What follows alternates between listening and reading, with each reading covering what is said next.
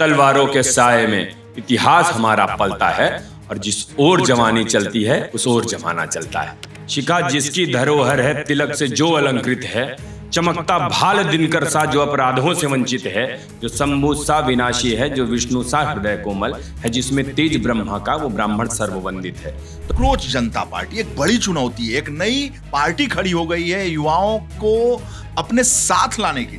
और हम तो जहां आते हैं वहां पे कॉकरोच के लिए ढेर सारे हिट हैं। तो युवा मोर्चा जो आपको दिख रहा है, ये हिट उठ लिए एकदम तैयार है। धर्मेंद्र प्रधान इस्तीफा दो, धर्मेंद्र प्रधान इस्तीफा दो। चाहिए, ये करें, ये एक कौम ये भी जिंदा है। वो बताते रहे कि विरोध कहाँ होना है, हम उसको पूर्णतः समर्थन देते हैं। स्वामी प्रसाद मौर्य ये कह रहे थे कि रामचरितमानस कूड़ा है, इसको जलाया जाएगा। तब ब्राह्मणों की चिंता नहीं थी। उस समय जब राजकुमार भाटी हमारी बहनों के लिए उनको निर्वस्त्र करने की बात करता था, तब उन ब्राह्मणों की चिंता नहीं थी। तो कहे तो पहले भर रहे हैं, तो कह रहे नहीं अब प्रदेश अध्यक्ष हो गए, तो पहले तो विश्वविद्यालय के अध्यक्ष रहे। तो बताया कि नहीं अब और बड़ा है। तो कहा अच्छा तब इतनी भीड़ लाई है। वो जहां से मैं आता हूँ वहां पे बोरियों में भर के गेहूं चावल भैया नहीं लाए जाते हैं। वो ढेर सारे सपने होते हैं, वो माँ बाप के सपने होते हैं, जिसको लेके आते हैं कि इसमें एसडीएम बनेंगे, डीएम बनेंगे, और साकार होते उसे 4x6 के कमरे में मैंने प्रयागराज में देखा। विकास की पहली शर्त है सुरक्षा, और समृद्धि का पहला आधार है कानून का राज। जो उत्तर प्रदेश कभी दंगों, अराजकता और कमजोर कानून व्यवस्था की पहचान बना दिया गया था, आज वही यूपी देश के सामने सबसे सुरक्षित और भय मुक्त राज्य की मिसाल है। मुख्यमंत्री योगी आदित्यनाथ की जीरो टॉलरेंस नीति ने उत्तर प्रदेश की कानून व्यवस्था को एक नया और कड़ा रूप दिया है। अपराधियों और माफियाओं के खिलाफ लिए गए ऐतिहासिक और कड़े फैसलों ने आज आम जनता के मन में कानून के प्रति अटूट विश्वास और अपराधियों के मन में खौफ पैदा कर दिया है। अवैध कब्जों और संगठित अपराध पर प्रहार करते हुए सरकार ने माफियाओं की अरबों रुपयों की काली कमाई और बेनामी संपत्तियों को जब्त कर कानून की सर्वोच्चता को साबित किया है। त्योहारों पर होने वाली अशांति अब इतिहास बन चुकी है, और आज उत्तर प्रदेश का हर त्योहार शांति, सौहार्द और उल्लास के साथ मनाया जा रहा है। आधुनिक तकनीक से लैस उत्तर प्रदेश पुलिस आज स्मार्ट पुलिसिंग की ओर कदम बढ़ा चुकी है। प्रदेश के सभी 75 जिलों में अत्याधुनिक साइबर थानों की स्थापना और यूपी 112 की त्वरित सेवा ने आपातकालीन सहायता को हर नागरिक की उंगली की नोक पर पहुंचा दिया है। इसी मजबूत कानून व्यवस्था का नतीजा है कि आज बड़े उद्योगपति यूपी को निवेश के लिए अपनी पहली पसंद बना रहे हैं। रात के अंधेरे में भी बेखौफ व्यापार करते व्यापारी और निडर होकर सपनों की उड़ान भरती बेटियां आज बदलते यूपी की सबसे खूबसूरत तस्वीर है। अपराध मुक्त समाज, भय मुक्त परिवेश, कानून का राज, सुरक्षित और प्रगतिशील हमारा उत्तर प्रदेश। जिस ओर जवानी चलती है उस ओर जमाना चलता है। युवा मोर्चा के प्रदेश अध्यक्ष और प्रखर वक्ता रोहित मिश्रा इलाहाबाद यूनिवर्सिटी के अध्यक्ष रहे, और इस वक्त युवाओं को लुभाने, रिझाने और भारतीय जनता पार्टी के पक्ष में करने के लिए डॉक्टर रोहित मिश्रा को युवा मोर्चा का प्रदेश अध्यक्ष बीजेपी ने बनाया है। क्योंकि पेपर लीक है, नीट है, वहां कॉकरोच पार्टी है, जंतर मंतर है, हंगर स्ट्राइक है, सोनम वांगचुक है, और बहुत सारा ऐसा धरना प्रदर्शन है जिससे युवाओं की तरफ एक जो है डमाडोल की स्थिति है। बीजेपी डरी हुई है, सतर्क है। ऐसे में युवा मोर्चा के प्रदेश अध्यक्ष बहुत बड़ा दायित्व, बहुत बड़ी चुनौती है युवाओं को साथ लाने के लिए। युवा, मुझे ऐसा लगता है भैया, युवा साथ है हमारे। वो विकास के नाम पे, सुशासन के नाम पे, और मोदी जी के वो 2047 का जो विकसित भारत है उसके नाम पे वो हमारे साथ आएगा। ढेर सारी चीज़ें जो अभी आप आगे कह रहे थे वो हैं। उन विषयों को लेके मैं हर जगह पहुंचूंगा और उनकी प्रखर आवाज़ के रूप में पहले भी रहा, आज भी हूं, और भविष्य में भी अगर ईश्वर ने साथ दिया तो वही बने रहना है। जो उचित प्लेटफॉर्म है वहां हर जगह जाके वो बात कहेंगे। युवाओं के मुद्दों की जितनी बातें आप कह रहे हैं, अच्छा, ये कॉकरोच जनता पार्टी एक बड़ी चुनौती है, एक नई पार्टी खड़ी हो गई है युवाओं को अपने साथ लाने के लिए। ऐसा कोई पार्टी नहीं है भैया। पार्टी का एक स्ट्रक्चर होता है। पार्टियां फेसबुक, ट्विटर और इंस्टाग्राम पे नहीं बनती। पार्टियां कार्यालयों में बनती हैं, विचारधारा पे बनती हैं। ना तो कोई विचार है, ना कोई कार्यालय है। तो ये सब कॉकरोच वॉकरोच हम लोग कुछ समझते नहीं हैं। और हम तो जहां आते हैं वहां पे कॉकरोच के लिए ढेर सारे हिट हैं। तो युवा मोर्चा जो आपको दिख रहा है, ये हिट उठ लिए एकदम तैयार है। तो बहुत सारे कॉकरोच हैं नहीं। ये तो सब ऐसे मस्ती करने लोग चले जाते हैं। जैसे हम लोग टूर वूर पे चले गए कहीं घूमने टहलने, तो बस वही लोग हैं। इनकी चिंता पार्टी को नहीं है। पार्टी ये जानती है कि वो विकास के नाम पे, सुशासन के नाम पे पुनः वापस अच्छा, आएगी। ये टूरिस्ट हैं, ये टूरिज्म बस करने घूम आए। टहल अच्छा लगता है। हाँ। युवाओं को, मुझे भी जब कहीं पे कुछ ऐसा होता था तो चले जाते थे देखने। तो ये तो वो प्रदेश है, वो देश है जहाँ पे जेसीबी खुदाई देखने करोड़ों लोग चले गए। तो ऐसे ही ये भी है कि देखने चले गए। और उन पे जब मुद्दों की बात की जाएगी, विचार की बात की जाएगी, तो आपको भारतीय जनता पार्टी का विचार, उससे जुड़े व्यक्ति, व्यक्तित्व और विचारधारा, ये तीनों केवल और केवल आपको भारतीय जनता पार्टी में मिलेगी और कहीं नहीं है। तो ये जो जंतर मंतर पर धरना प्रदर्शन, हंगर स्ट्राइक, सोनम वांगचुक और ये तमाम युवा कर रहे हैं आपके साथी, क्या है? धर्मेंद्र प्रधान इस्तीफा दो, धर्मेंद्र प्रधान इस्तीफा दो। चाहिए, ये करें, ये करें। ये एक कौम ये भी जिंदा है। वो बताते रहे कि विरोध कहाँ होना है। हम उसको पूर्णतः समर्थन देते हैं। हम किसी को क्रश नहीं कर दे रहे। हम इमरजेंसी नहीं लगवा दे रहे हैं कि आप हमारे खिलाफ बोलेंगे तो हम इमरजेंसी लगवा के आपको जेल की सलाखों के पीछे डाल देंगे। आपको ये स्वतंत्रता इस सरकार में मिली है, इस सरकार ने ही दी है कि आप कहीं भी धरना प्रदर्शन करिए, उचित रूप से करिए। ये मत करिए कि सरकारी संपत्ति को नुकसान पहुंचाइए। ये मत कर दीजिए कि किसी बस को फूंक दीजिए। इसको बचाइए, धरना प्रदर्शन करिए। आपकी मांग है, सरकार सुनने के लिए तैयार बैठी तो है। जी। अच्छा, जो युवा हैं उनमें कुछ अनरेस्ट आप महसूस कर रहे हैं कि या भड़काने की कोशिश है? ये स्वाभाविक है। अभी आपने एक लाइन कही ना, जिस ओर जवानी चलती है उस ओर जमाना चलता है। तो उसके पहले भी ये है कि तलवारों के साए में इतिहास हमारा पलता है। तो आप सोचिए कि जिनका इतिहास ही तलवार से लिखा जाए, कलम की जरूरत ही ना पड़े, कहें कि हम रक्त से इतिहास लिख देंगे, तो वो युवा हैं। तो इनमें अगर इतना बगावती तेवर न रहे तो बेकार है मामला। लेकिन फिर मैं कह रहा हूं कि जब विचारों की बात आती है तो वो देश की मिट्टी में, भारत माँ की बलिवेदी पर खुद के प्राणों को न्यौछावर करने वाली दूसरी कोई कौम नहीं थी। मैं आज़ादी के पहले की भी बात कर रहा हूँ, आज़ादी के बाद की भी बात कर रहा हूँ। वो केवल युवा ही था जिसने ये तय कर लिया। छात्र आंदोलनों से आया हूँ भैया। एक इतिहास और बता दूं कि उसका इतिहास देख लीजिएगा। किसी भी छात्र नेता के, किसी भी युवा के पीठ पे गोली लगने का इतिहास नहीं है। सीने पे गोली लगने वालों की श्रृंखला बता दूंगा मैं। अच्छा जी, मैं जहां से आता हूं वहां भी यही हुआ कि जब 1942 में चल रहा था, शहीद पंदर जी ने यह कहा कि गोली मारना है तो बहनों के ऊपर नहीं चलेगी। ऊपर के 3 बटन खोल के कोई युवा खड़ा हुआ, उसने कहा छाती पे गोली लगेगी। पोस्टमार्टम रिपोर्ट पढ़ लीजिएगा, गोली वहीं लगी है जहां मैं कह रहा हूं।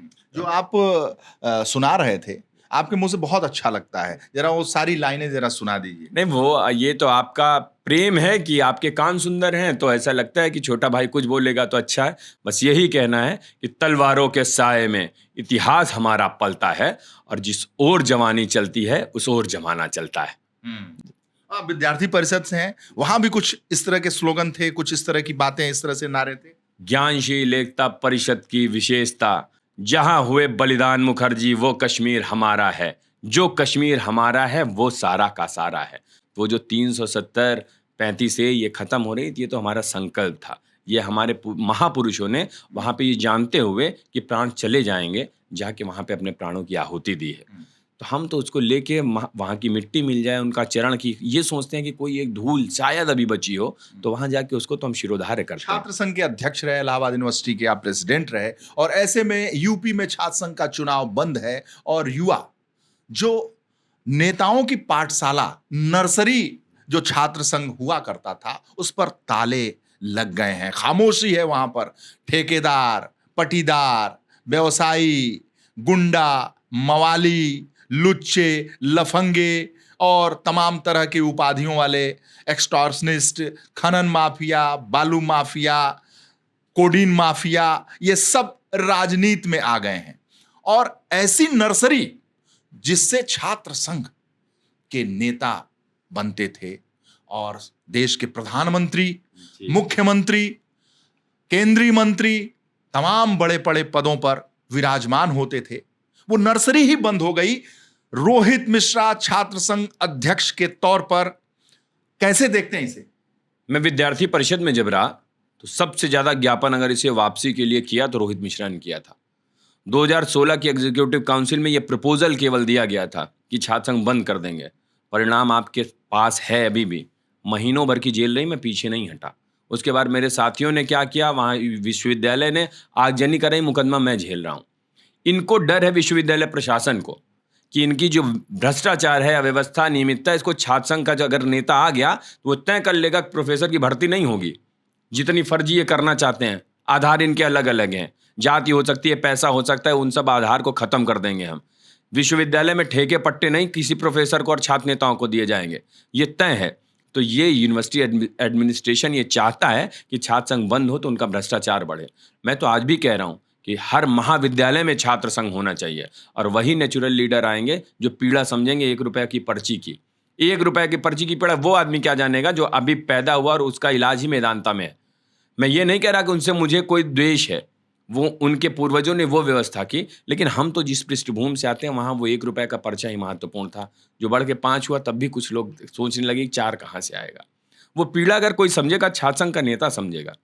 वो जहाँ से मैं आता हूँ वहाँ पे बोरियों में भर के गेहूँ चावल भैया नहीं लाए जाते हैं। वो ढेर सारे सपने होते हैं, वो माँ बाप के सपने होते हैं जिसको लेके आते हैं कि इसमें एसडीएम बनेंगे, डीएम बनेंगे, और साकार होते उसे 4x6 के कमरे में मैंने प्रयागराज में देखा है।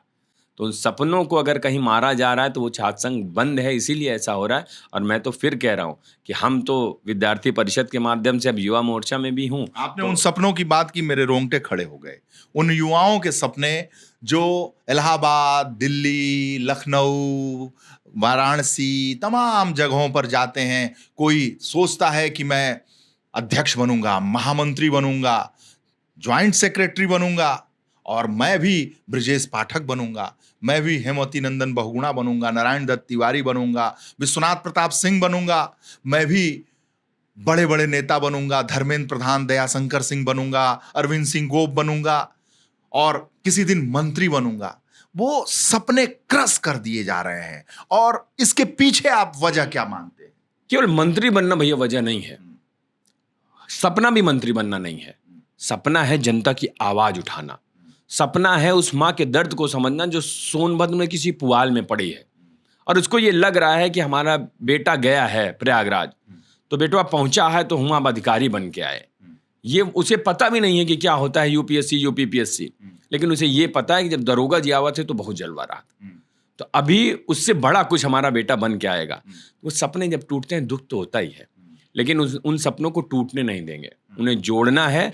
और कुछ नहीं, समाज के अंतिम व्यक्ति की चिंता कोई करेगा तो जो किताबों में लिख दिया पंडित दीनदयाल उपाध्याय जी ने कि अंत्योदय का सिद्धांत दिया, उसे लेके तो हम ही आ रहे हैं ना नीचे तक। अच्छा रोहित भाई, जब आप प्रेसिडेंट बने इलाहाबाद यूनिवर्सिटी के और जब अपने दादा के पास पहुंचे, पिताजी के पास पहुंचे, तो क्या उन्होंने क्या कहा?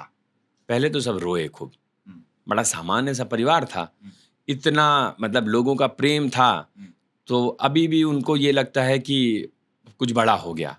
हमारे घर में आज तक भैया कि कोई प्रधान नहीं है, और आज भी प्रधान जी आते हैं तो हम लोग पूरे सम्मान के साथ खड़े होते हैं। बाबा हमारे, मैं बहुत सौभाग्यशाली हूँ कि मेरे बाबा, मेरी दादी सब जीवित और स्वस्थ हैं अभी, तो उनका आशीर्वाद से ही तो मैं यहाँ खड़ा हूँ। तो अभी भी बहुत भावुक रहते हैं। प्रतापगढ़ की भाषा में क्या बोले जब सुने? तो यही उनका था कि कैसे जीते, कहाँ होएगा कहाँ उनके सब, तो कहना चुनाव लड़ा रहे, जीत गए, कहना बहुत अच्छा रहा। तो अभी भी उनका वैसे ही आशीर्वाद मुझे मिलता रहता है। आप युवा मोर्चा के प्रदेश अध्यक्ष बने तो बाबा और पिताजी का क्या संवाद रहा? वो पिताजी ने मुझे बताया कि मैं जब गया तो मैंने कहा उनसे कि रोहित अध्यक्ष हो गए, तो कहे तो पहले भरे हैं, तो कह रहे नहीं अब प्रदेश अध्यक्ष हो गए, तो पहले तो विश्वविद्यालय के अध्यक्ष रहे, तो बताया कि नहीं अब और बड़ा है, तो कहा अच्छा तब इतनी भीड़ लाई है। तो अभी भी उनका वो प्रेम मिलता है, क्योंकि गांव में रहे, हेडमास्टर रहे बाबा हमारे, लेकिन बहुत राजनीति से मतलब नहीं रहा। पढ़ना पढ़ाना आज भी वो हमारे गांव के गरीब बच्चों को पढ़ाते हैं, हम भी ऐसा नहीं है कि हम बहुत रईस हैं, लेकिन जो अभी भी हैं वो उस और वो समाज जिसको हमसे छूत बताया जाता है। और आज तक बाबा ने किसी से 5 रुपया लिया नहीं है। उनको उसमें मजा आती है और वो हमेशा करते रहते हैं। हम लोग भी ये कहते हैं कि नहीं बहुत अच्छा है, 4 जने और पढ़ लें। अरे नहीं, उनके गदेलक हम पढ़ाए रहे तो अभी हमारा आधा गांव से ज्यादा वो बाबा का शिष्य ही है हमारे। तो सब उनकी वजह से हम लोगों को सम्मान मिलता युवा है। मोर्चा के अध्यक्ष बन के अब माता पिता से आप मिले, तो क्या रहा माँ बाप का? आंखों से आंसू, कैसा कैसा दृश्य रहा? शुरुआत तो आप ही लोग पहुंचे हैं, मुझसे पहले मीडिया ही पहुंची थी। तो वो सब लोग, मम्मी पापा दोनों लोग पहले चुप करा रहे थे कि कोई बात नहीं, बड़ा हुआ है। और अप्रत्याशित रहा, वो इस पार्टी ने दिया। फिर दोनों लोगों से पूछा गया तो जो कुछ भी बोला, मैं तो खुद ही उसे सुन के एकदम शॉक था कि क्या ही बोल दे रहे थे। तो कभी जिन्होंने माइक देखा नहीं है, केवल टीवी में लोगों को देखा था, जिनको वो मौका मिला, मैं तो ईश्वर का आभारी हूँ, आप लोगों का आभारी हूँ कि ये मौका मेरे माताजी पिताजी की बदौलत, अपने परिवार की बदौलत ही यहाँ पे खड़ा हूँ। रोहित मिश्रा, भारतीय जनता पार्टी ने आपको बड़ी जिम्मेदारी दी है और चुनाव सर पे है। ऐसे में विपक्ष, युवा दो चेहरे, राहुल गांधी, अखिलेश यादव, प्रियंका गांधी, चंद्रशेखर रावण, ओवैसी, किसको कहें, आकाश आनंद, सब आपके सामने हैं और आप युवाओं की नुमाइंदगी कर रहे हैं। बड़ी चुनौती है भारतीय जनता पार्टी के लिए, क्या करेंगे? भैया, युवा जो है ना, ये एक ताज है। वो ताज सब लेना चाहते हैं और इसके साथ एक शाश्वत सत्य और जुड़ा है कि ये समय के साथ खत्म होता है। आज मैं भी युवा हूँ, 10 साल बाद नहीं रहूँगा। ये लोग अभी भी वो ताज पहनना चाहते हैं। तो पहले तो ये अपने साथ खुद ही न्याय नहीं कर रहे और ये सब किसी विचार के नाम पे वोट नहीं मांग रहे, ये किसी व्यक्तित्व के नाम पे वोट नहीं मांग रहे, ये सुशासन के नाम पे वोट नहीं मांग रहे, ये जाति के नाम पे वोट मांग रहे हैं।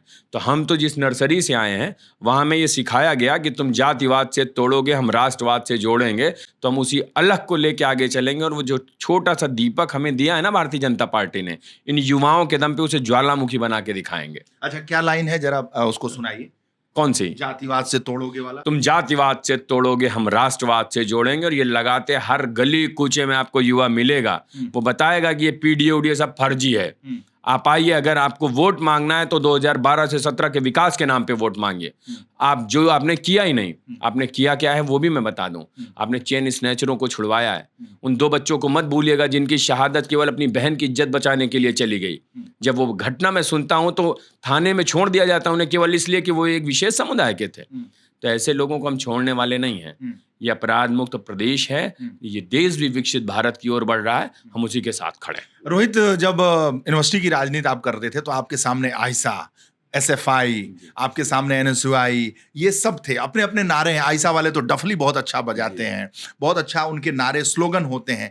आप विद्यार्थी परिषद, और आप जो विद्यार्थी परिषद की राजनीति करते थे उसमें कौन से नारे लगाते थे, जरा नारा सुना दीजिए। नारा यही था, ज्ञानशील एकता परिषद की विशेषता, तुम जातिवाद से तोड़ोगे, हम राष्ट्रवाद से जोड़ेंगे, जहां हुए बलिदान मुखर्जी वो कश्मीर हमारा है, जो कश्मीर हमारा है वो सारा का सारा है। तो ढेर सारे नारे चला करते थे और समय समय पे बदलते भी रहते थे आंदोलनों के हिसाब से।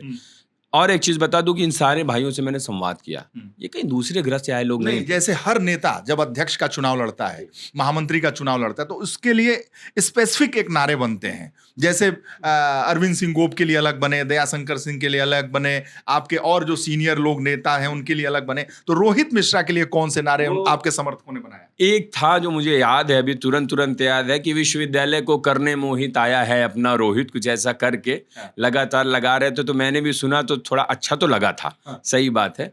तो वो बड़ा लंबा चला। क्या लाइन थी? सबको विश्वविद्यालय को करने मोहित आ गया है अपना रोहित। तो ये आगे पीछे लोग चलते रहते थे। वो मेरे भाई वो ये सब नारे लगाते। इतना चॉकलेटी आपका चेहरा है और इतना सॉफ्ट चेहरा है, मुस्कुराता हुआ चेहरा है, मुझे लगता है कि गर्ल्स हॉस्टल के वोट बहुत पाए होंगे। ये दोनों अलग अलग तो नहीं हो पाए, लेकिन वो बहनों का आशीर्वाद था। ये सारे जितने संगठनों के आप नाम ले रहे हैं, ये सब मुझे नजर लगाना चाहते थे, लेकिन उन बहनों का वो काजल रूपी टीका ही था जिसने उनके भाई को बचाया और यहाँ तक पहुंचाया। तो उनका आशीर्वाद मुझे हमेशा मिलता है और हमेशा मिलता भी रहेगा। पीडीए की बात आप सुन रहे होंगे और विपक्ष पीडीए, तो पीडीए पिछड़े, दलित, अल्पसंख्यक, कभी पीडीए पंडित हो जाता है, कभी दलित डेवलपमेंट हो जाता है, कभी ए से एसेंट हो जाता है। इस पीडीए से कैसे मुकाबला करेंगे रोहित? वो तो खुद ही नहीं तय है कि वो क्या है। एक शिगुफा है, एक बड़ा सा गुब्बारा पीडीए के नाम पे बना दिया गया। तो युवा मोर्चा उसमें बस अपनी छोटी सी सुई लेके जाएगा और चाहे जितना बड़ा गुब्बारा हो, केवल एक बार पिंच करेगा, ये पूरा गुब्बारा दग जाएगा। ये पूरे विश्वास के साथ मैं कह रहा हूं। और इस पीडीए को, उस कुशासन को हम याद दिलाएंगे, अपने सुशासन के साथ आगे बढ़ेंगे। इसकी चिंता ही हम नहीं कर रहे। लेकिन रोहित, जिस तरीके से राम मंदिर में हुआ है, चढ़ावा चोरी, आस्था की चोरी, ट्रस्ट के प्रति ट्रस्ट नहीं रहा, इस विश्वास नहीं रहा, तो ऐसे में कैसे सामना होगा? चढ़ावा तो आपके भी पंडित जी परिवार से गया होगा, कुछ चंदा तो आपके पिताजी, आपके बाबा जी दिए ही होंगे, दादी दी होंगी, माता जी दी होंगी, आप भी कुछ दिए होंगे, जैसे हमारे घर कुल खानदान ने दिया है। वो आस्था का मंदिर है भैया, पैसे से नहीं बन सकता। और मेरी हैसियत भी इतनी नहीं थी कि मैं उतना पैसा दे पाता कि वो भव्य मंदिर बने। वहाँ पे किसी बालू का एक छोटा सा कण भी अगर हमारे परिवार के नाम दर्ज है तो ये देश राम का रहा है, और राम से बड़ा राम का नाम रहा है, तो उस नाम के नाम पे हमने दिया है। हुआ अगर पैसा चोरी तो किसी को बचाया नहीं जा रहा है, वो जेल जा रहे हैं। घर में, परिवार में भी लोग चोरी कर लेते हैं तो उन्हें हम जेल तो नहीं भेजते, घर में समझाते हैं, लेकिन यहाँ समझाने वाली कोई बात नहीं थी, क्योंकि आस्थाओं का देश है। उन्हें जेल भेजेंगे और जितनी बड़ी सजा हो सकती है वो मिलेगी। और मैं तो जिस कुल खानदान परिवार से आता हूँ, ये लोग नहीं परलोक की बात करते हैं। यहाँ भी नहीं वो खुशी रहेंगे और वहां भी उनका न्याय होगा। तो दोनों जगह न्याय की व्यवस्था हम सुदृढ़ करेंगे, ये तय है। जितने चोर हैं वो सब जेल जाएंगे, किसी को सरकार बख्शने वाली नहीं है। जितने लोग हैं ना, ये जो बता रहे हैं कि चंदा चोरी, हमारा पैसा चोरी हुआ, मैं फिर कह रहा हूं कि ये बताएं कि कितना पैसा चोरी हुआ, आए ले जाएं। युवा मोर्चा देने को तैयार है। इन भाइयों के दम पे मैं कह रहा हूं कि अगर आके बताएं कि हमारा इतना पैसा था और ये ले गए हैं, तो हमने तो एक छोटा सा कण दिया था। और जब वो मंदिर देखते हैं ना तो आंखें भर आती हैं। 500 साल का इतिहास है उसे खत्म करने का। तो इन लोगों की भावनाओं ने वो मंदिर बनाया है, और वो मंदिर किसी एक व्यक्ति का नहीं है। चंद रुपयों से, चंद नोटों से, चंद सिक्कों से आस्थाएं ना तो टूटती हैं, ना खरीदी जाती हैं और ना बिकती हैं। ये आप कह रहे हैं कि युवा मोर्चा चंदा दे देगा, लगा के दे देगा, जितनी चोरी हुई है मांग के दे देगा। वो मंदिर भी मांग के बना है। वो मंदिर भी किसी एक व्यक्ति ने नहीं बनवाया। वो व्यक्ति, हाँ, वो विचार से बना कि भगवान राम का विचार है जिसपे ये देश टिका हुआ है, उस विचार से वो मंदिर बना है। और हम मांग के दे देंगे। अगर हम उतना विशाल मंदिर भगवान हमसे बनवा सकते हैं, वो करवा सकते हैं, तो ये जो चंद रुपए है ना, इसे देने में हमें कोई संकोच। हर सभा में योगी आदित्यनाथ ललकार रहे हैं, कह रहे हैं कि केवल बदनाम किया जा रहा है अयोध्या को। 500 साल की जो हमारी लड़ाई थी, वो एक तरीके से धूमिल करने की, आस्था के साथ खिलवाड़ किया जा रहा है। तो जब चोरी हुई है, विपक्ष सवाल उठा रहा है, तो उठाएगा ना भैया। हम जवाब तो दे रहे हैं ना उसका भैया, हम उससे पीछे कहाँ हट रहे हैं। हम ये तो कह रहे हैं ना कि चोर को हम सलाखों के पीछे लेके जा रहे हैं। हमने किसी चोर को बचाने की पैरवी की, हमने किसी चोर को बचाने के लिए कोई व्यवस्था बनाई। जैसे तय हुआ तत्काल एसआईटी का गठन हुआ। कुछ देर हो सकता है, घंटे, 2 घंटे, 4 घंटे, 24 घंटे का। राहुल गांधी और अखिलेश यादव इतना एग्रेसिव तो है ना, चाहिए ही। दूसरा कोई मुद्दा कहाँ है उनके पास? अब तो यही इसके पहले चुनाव में किए, गांव-गांव जाके वही बताए कि संविधान बदल देंगे। संविधान, हम संविधान के रक्षक लोग हैं। जहां बदलना था और खत्म करना था, तो आपातकाल वाले भी भूले नहीं हैं। वो लोकतंत्र सेनानी हैं अभी जीवित। मिलिएगा, जो यातनाएं प्रताड़नाएं हुई, आप आज मुझसे ये बात कर पा रहे हैं। मीडिया का भी वो चेहरा आपने उस समय भी देखा होगा कि जो स्थिति बना दिए थे कि बिना पेपर उनके यहाँ से पूछे नहीं जा रहे थे। आज वो लोकतंत्र की बात करते हैं, तो उसके पहले सोच लें, समझ लें और बूझ लें। उनके पास कोई विषय नहीं है, तो इस तरह की चीज़ों को लेके नीचे जा रहे हैं। लेकिन युवा मोर्चा इस बार उसका शानदार जवाब देगा। और जिसको ये लगता है, युवा मोर्चा में फिर आपसे कह रहा हूँ, तैयार है हर तरह से। डॉक्टर रोहित मिश्रा, जब आप गांव-गांव जाएंगे, भारतीय जनता पार्टी के प्रचार के लिए जाएंगे, वोट मांगने जाएंगे, तो आपके बगल में खड़ा हुआ समाजवादी पार्टी, कांग्रेस और बसपा और रावण की पार्टी, सब कहेंगे चंदा चोर पार्टी के आ गए। आए ना, हम तो कह रहे हैं, केवल इनको ये लगता है, जो आज तक राम मंदिर गए नहीं, उन्हीं को ये महसूस हो रहा है कि चंदे की चोरी हुई। जो विपक्ष इस स्थिति में आ जाए कि केवल राम के नाम लेने पर विधायकों को खत्म कर दिया जाए, उनकी सदस्यता खत्म कर दी जाए, पार्टी से निकाल दिया जाए, वो राम की बात कर रहे हैं। हर मोर्चा, हर पद, हर अध्यक्ष जाति समीकरण के हिसाब से कोई भी पार्टी बनाती है। आपको भी पंडित के नाम पर बनाया गया है, युवा के नाम पर बनाया गया है। अब पंडित जी लोगों में तो बड़ा असंतोष बता रही है विपक्षी पार्टियां कि भैया हम लोगों की तरफ आ जाओ।